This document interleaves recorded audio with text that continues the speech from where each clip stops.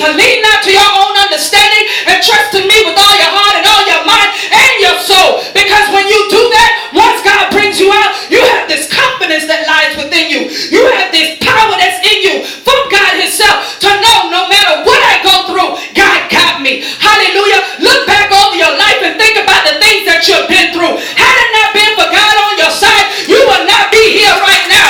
When God gives you the opportunity to praise his name, praise his name. When he gives you the chance to exalt his name because he didn't have to do it. Those around you are not as blessed as you are. You take it for granted that you're blessed. You know, because we don't think that we're blessed enough because we don't have the things that we feel we should have at the time that we feel we should have it. But God said, I knew you before you even formed. God said, I knew you. I know every hair on your head, and I know what's right for you. So what you don't have now is because God designed it that way. Hallelujah. What you're going through right now is because God designed it that way. But don't give up because you don't know the plans that God has for you. You don't know that the plans that God has for you, they are good because that's what the word of God says. Don't think that you're being punished. You're not being punished. You're being tested. You're being anointed. You're being blessed. You're walking in prosperity because how can you be prosperous unless you have a test? How can you know that you're blessed unless you haven't had? You can't be prosperous unless you know how to function without. Because when God bless you with it, you're going to be humble enough to receive it. And then when he says give it,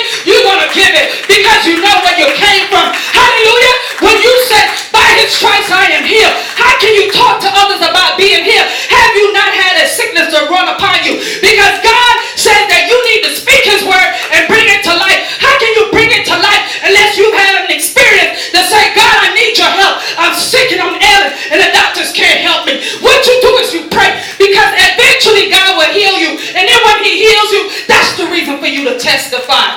Hallelujah. That's the reason for you to raise your hand and give God the praise and the glory. Oh God, that's the reason why you lift your hands on high and you praise him regardless of who's around. Because you know had it not been for God, you wouldn't be where you're at right now.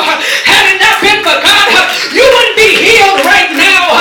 Had it not been for God, you wouldn't be blessed the way that you are blessed right now. And for that I ask and I beseech you, brethren, continuously praise God. Continuously worship him.